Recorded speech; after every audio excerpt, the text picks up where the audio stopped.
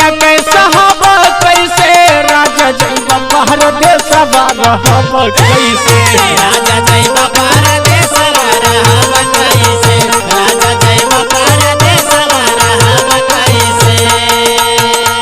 बोलिया पे जनिया कैसा हब कैसे बोलिया पे जनिया कैसा हब कैसे रजऊ जैबा बाहर देशवा रहब कैसे जैबा परदेसवा रहब कैसे रजऊ जैबा परदेसवा रहब कैसे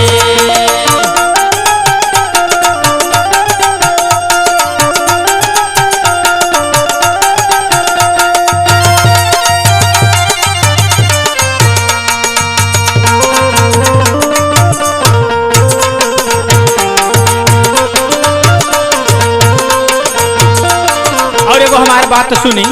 अच्छा